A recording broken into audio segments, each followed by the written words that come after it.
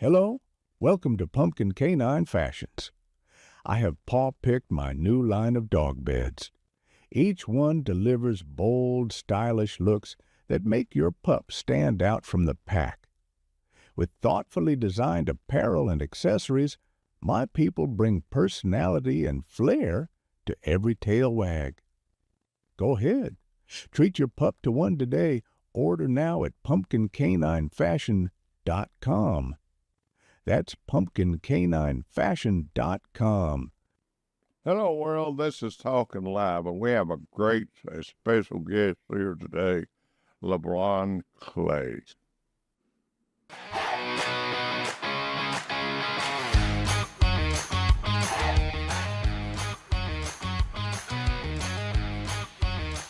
Now, let's get ready. You are Talkin Live with Lamar Bearden. Well, we have LeBron Clay here, and LeBron, we're proud to have you here in the studio, and we look forward to work with you in the future on the projects you have going. I mean, this guy's got a lot of stuff going on in Chattanooga, Tennessee. Thank you. And he's working with city. I mean, he has people on city council up in Chattanooga, and they're working with him. And also, I mean, he just has so much going on. I can't even keep up with him. So I'm going to let you, LeBron, go ahead and tell the whole world what you do. Thank you. Well, thank you again for having me on your show. My name's LeBron Clay, and I'm the founder of Ashe Youth Empowerment Foundation here in Chattanooga. What we do is we work right here with Chattanooga in creating real opportunities for our youth. We help in mentorship, digital training, reentry support, and we also help with life skills and community. So it's a lot of things that we do right now. We just teamed up with Tech Goes Home to be able to have them to do a 15-hour course. So after they take the 15-hour course through Tech Goes Home, and then they take our financial course, then they go on from there. So yeah, and we also have our youth financial song as well, which is by LG Body 423, which is Credit Debit Save on YouTube. It teaches kids the financial literacy of what an APR is, what interest rates are, so we try to teach levels of learning, But we do a lot here in Chattanooga too with the youth that are that they might not have the attention that they need. Our mission is simple. We want to empower, protect, and to prepare the next generation. We help them to avoid the streets, and by avoiding the streets and the system, we try to work them towards success. Yeah, and I'd like to know any other projects you got going, in the future. Keep in touch with us and let us know so we can promote it for you. I mean, I'm really excited about what you're doing. Thank you. And what you're going to do. I feel like that you got other plans for other things coming up that you're going to do for the city of Chattanooga and the youth. Yes. Our youth today is going to be our future. Mm-hmm. And of course, I'm probably twice your age, maybe 3 times. But anyway, as long as we live, you can't do wrong by doing good and try to get people turned around for what they're doing, and today that they'll regret later. You're right. And so what we focus on is giving the youth mission. In Chattanooga, they do have a lot of great groups. I'm sure you're familiar with Chain Breakers. If not, it's a group called Chain Breakers. Chris Sands, he runs Chain Breakers, which also gives the youth an outlet to empowerment. I also want to shout out to the Turning Point down there at UTC. The dean and the chancellor has allowed them to have a chapter down there, which also teaches kind of sort of empowerment on the youth. It gives them a platform to reach. So you have a lot of different areas and things in Chattanooga that's for the kids. However, ours is different because we teach them financial literacy. What Ashe Core Youth Empowerment teaches them is the foundation of what they would need to go out into the financial world. What we're seeing right now is that the market is changing with the systems on how they're they stopped making pennies.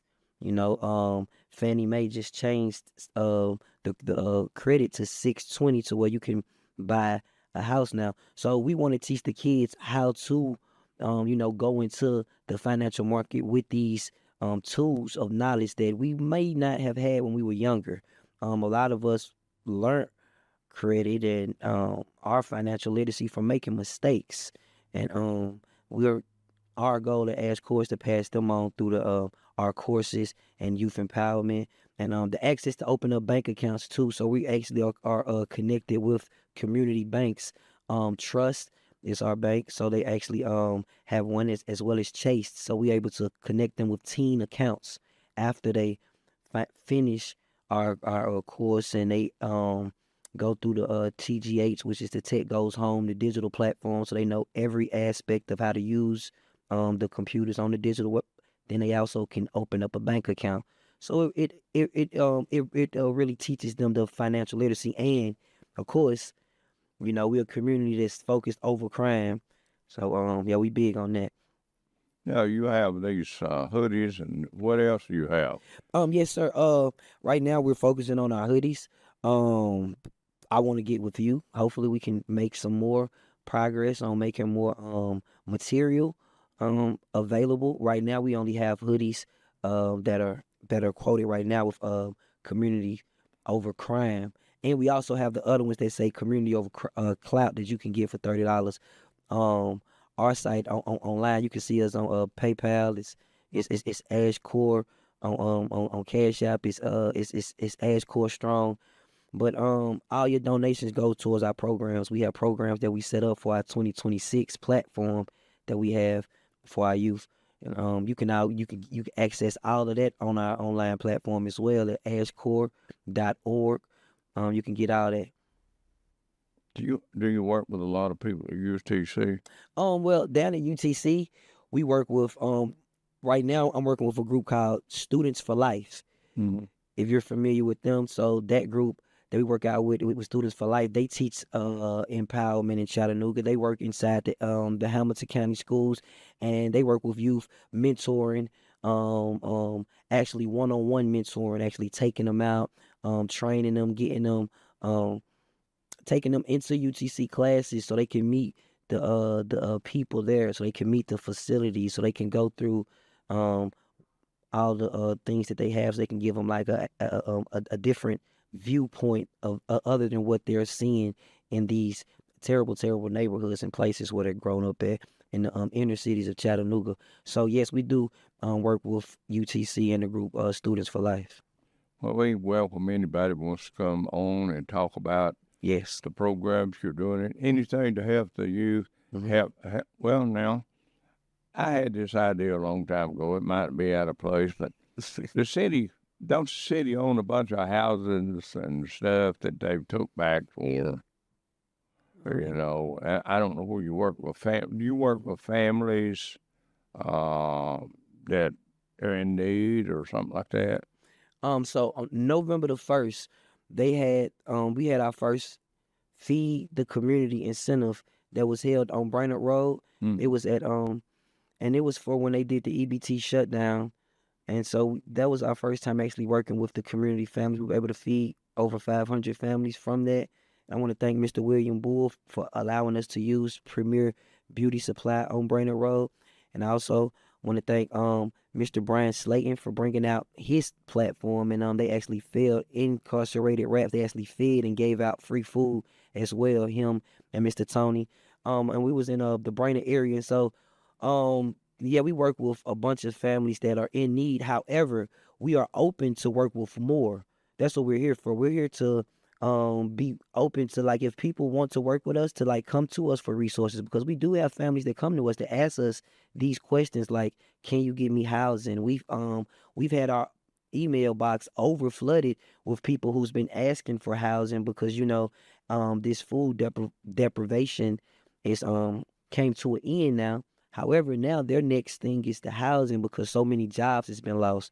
So we're open at Ashe Core for anybody that's willing to work with the families in Chattanooga area or the surrounding area to contact us so that we can give that information out to the ones, or we can connect them, these people that are contacting us, with your program and your people, and get these people the help and the assistance that these families righteously need. Yeah, I've always said this, these big cities, they have houses they took for taxes, right? Yeah. They're sitting there rotting down, right? Mm-hmm. Why don't the city give the opportunity to the people that's homeless or are working hard to try to get ahead, give them one of those houses, Mm-hmm. but they would have to get a job and repair the house, and the house would become theirs. Mm-hmm. They might pay a little mortgage on it or something like that, small mortgage, not a whole lot. And the city or the county or the state give them money to repair the house. Mm-hmm. Give them a limit of money to repair the house to be livable. Mm-hmm. Give them a chance to get ahead. Mm-hmm. Now that's my thought, because up in Chicago, New York, and all them places, the big cities, they got so much property just sitting there. Mm-hmm. Give them a chance. Give them $20,000, $30,000. I mean, they waste money anyway, so why not give it to somebody to maybe get somewhere in life? Mm-hmm. And how would that program? I mean, that's a nice ideology, a nice way. I just have a question about that. Like, how would that go about? How would it be a choosing process on who got it? Because with the homeless, the homeless deprivation being so high, I think in Hamilton County now, they say now we have over 1,000 people that's homeless at night. So that's a lot. But with your idea, I mean, it definitely sounds great. But like you said, the city may have houses that they can. But how would that choosing process go? Because how would you give and how would you decide on who got? And then, see, that would be up to the city or county to investigate Mm-hmm. the person. You take a veteran. Mm-hmm. I mean, a veteran has give up on life and he's on the street taking drugs because he couldn't get ahead. Mm-hmm. See, a lot of people down people on the street. Mm-hmm. They put them down. They call them drug addicts. They call them all this. But the reason they're there is they've tried so many times they couldn't get ahead, so they just give up. Rehabilitation housing. I agree with you. I definitely agree with you. I agree that exactly what you're saying. It sounds like rehabilitation housing. Put people into house. If the city owns these properties, you're saying that they need to buy these properties and rehabilitate the housing and put the veterans and the ones that may have mental health or homeless issues into these houses instead of continuing to allow them on the streets. If what I'm saying is, these people that get the house shouldn't have to pay anything. Oh, They should get money to repair the house, get it looking decent, livable. Mm-hmm. And then as they work and get kind of ahead, maybe in a year or two, they start making a payment. But it's free because it's sitting there rotting down anyway. Yeah. So give them some money to 10, 20, depends on the house, of course. But give them $10, $20, $20,000, not dollars, and let them. $10,000, $20,000. Yeah, I agree. I definitely. Hey, and listen, I'm open. Like I said, Ashe Core over here at Ashe Core, we open to those type of ideas and ideology. If anybody want to sit down and actually figure out how we can present that to the city, that's a wonderful plan. We can write that out for them, and we can help present that because. Like you said, if the city has properties that's just, you said that they're just sitting here just, they're just wasting away anyway, then why not?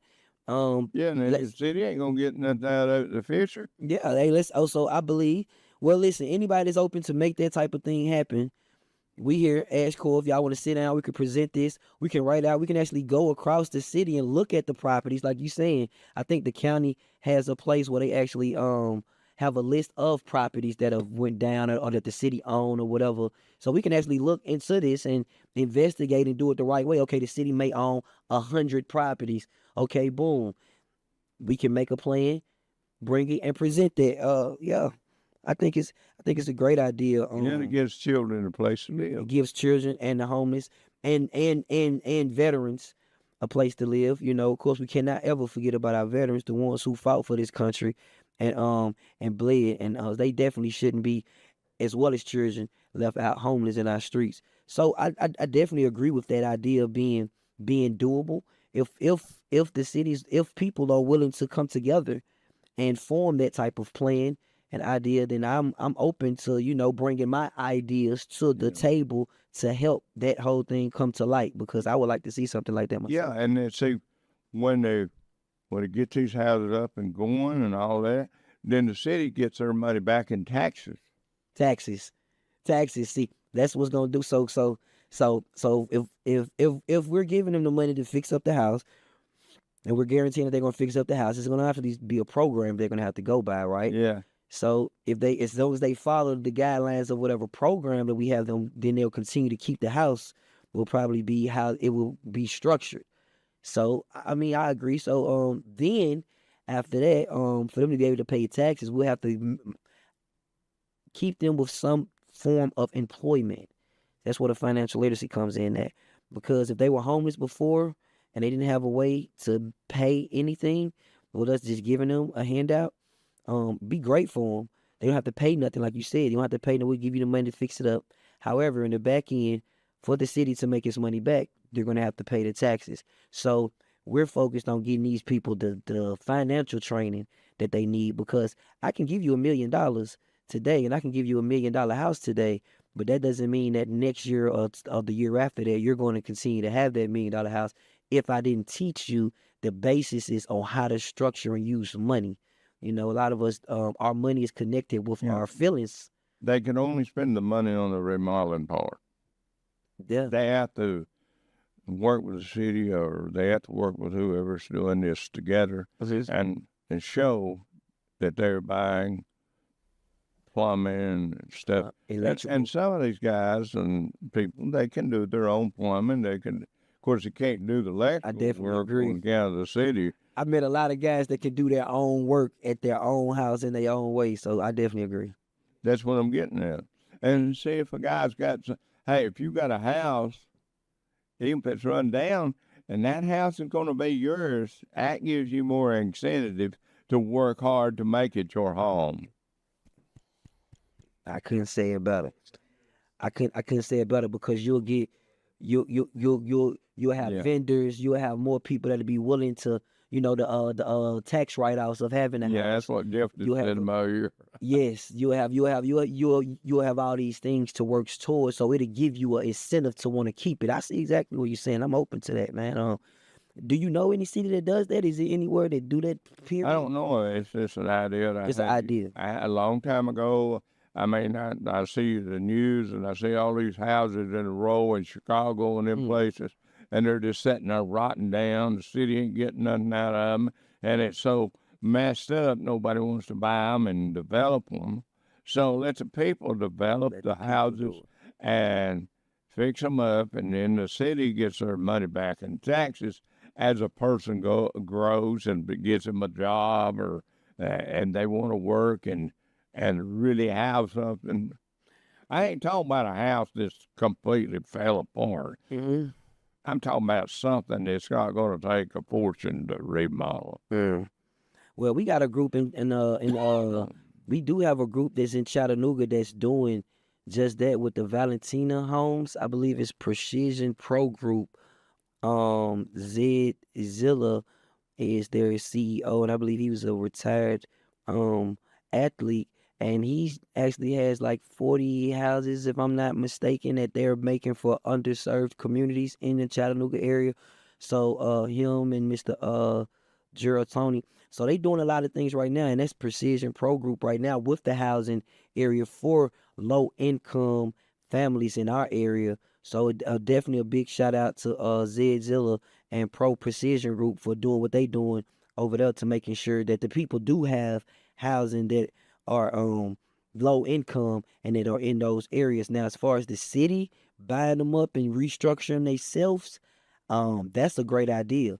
What I'm seeing is that these companies like his, they are buying them up and they're restructuring them and they're making it available to lower income. Yeah, well, that's those guys out there, slumlords. Oh no, not no. No, not I'm this talking place, about. but yeah, I know a guy up in New York. yeah. He's a slumlord. Okay. He buys up all this property and he rents it out, and it's a dump. Oh no. Nah. Nah, these are houses that's like, yeah, this would be somewhere where you can be in a respectable community. You'll feel like you coming home to. It's actually a house that you can make into a home. So that's what they doing with the Valentino homes in Chattanooga. I don't know like worldwide, but I am seeing that movement. Not so much on the governmental level. Like what you're saying is that you want the government to go ahead and purchase it because you say the government has the money. You know, like go ahead and get it and give No, it but to they already own it because they took it from taxes. because they took it from taxes. So what stops the government from retaking it from taxes, even with all the same incentives that those people had before? Well, they have only so long to have a year or two to get it in order, Yeah. and the government cannot take it back after they've done all the work. And they're still working, they're still moving up in life. And then, like city government comes in there and says, okay, we're gonna now since you got it up, you got a job and all this. Yeah. Now we're gonna be able to tax you, but we're not gonna tax you so much that it gets so bad that you have to give up your home. Mm-hmm. I mean, the government has to work with the people. This is the people's got to work with the government. Exactly. Right. Yeah, liability insurance would be something that they'll have to have. Would be Well, as long as they able to pay yeah. what they have to pay, because you know, in order you get a house, let's say they give them a house, the government gives them houses, they get it free, you know, and you don't have to pay the government back. We give you these houses on the program, and let's just say that they you know, something happens, you know, you're gonna have to have some type of form of money. You're gonna have to be able to, you know, we can give you all the money in the world, but if that house burns down, you didn't have liability insurance, you know, you go. Oh yeah. Do you expect That would be between the guy that doing the Yeah. moving in the house, whatever. Which the insurance companies are crooks. Anyway, but they might be a possibility. Could get with the insurance company, they could give them a reasonable rate. If they was insuring all these houses, they could have a reasonable rate. Oh, okay. So it's more so like so it's more so back to governmental housing to where they're giving it to the people, but so they can have a governmental housing with the governmental insurance. So that'd be a discounted rate. They'd be like, okay, listen, we'll give you the housing and we'll give you the insurance. But what I'm saying is that house that they take, they don't have to pay the city back for it. All they got to do is fix it up, get it livable, have a job, be a citizen paying taxes on their work, and you know all that. And the government only can get their money back. I mean, if they get $20,000 to fix it up, the government don't, and they do all the work and they fix it up, they shouldn't get the money back. You're right. Because after they get it up and going, the house looking nice, and then the government gets their taxes off of that house in the future. And they're beautifying the city there too, making more people want to do the same thing.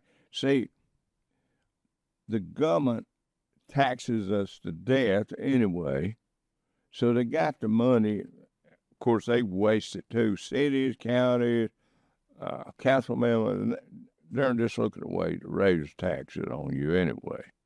What I'm saying is, that house would be theirs if they fix it up, and they would live there, and they would perform their life like working and buying appliances. I mean, just but you give them something to get started on.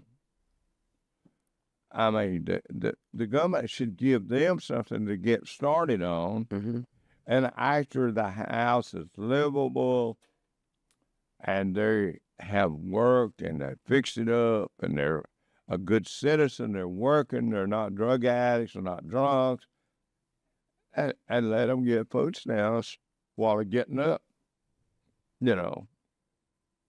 But give them something to look forward to. Give them something that's hopeful in the future for them to work for.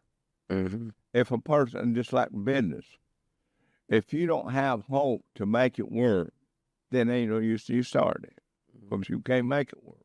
I mean, when we started Ashe Court, and I agree, definitely agree with the business if you don't have hope, but we started with just us. So I definitely we believe that, you know, you have to get it from the inner your inner core, right? So that's where the core comes from, the strength on the inside, right? So I definitely agree that that people should have opportunities and better themselves if they're willing to put the work in to work those opportunities. Yeah, I have a guy ask me if I could get in my house, finance in my house. He, you know, it don't have to be in perfect shape. You know, it can't be, you know, to the point it costs a fortune to fix it up. But he said, you buy me material, and he said, I'll fix it up for you and pay the rent. Yeah.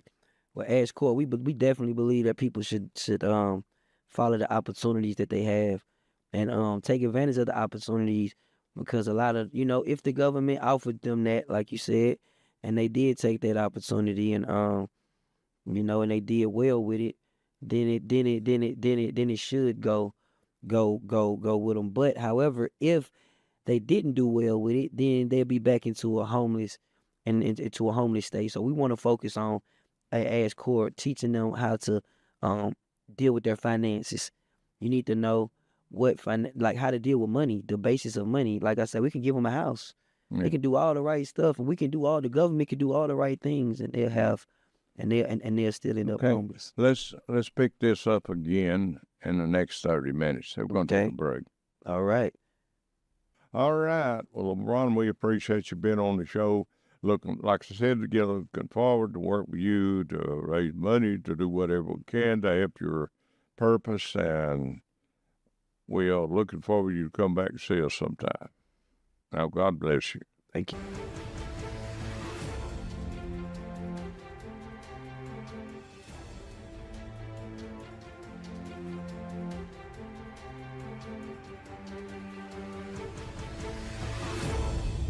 The views and opinions expressed on all Talkin Live Show presentations are those of the host and their guests, and not necessarily those of the staff or management of the Talkin Live TV broadcast studio, EPB Fiber Optics, or by this network or its Beauty and wonder of the natural world into your home all evening long, every Saturday.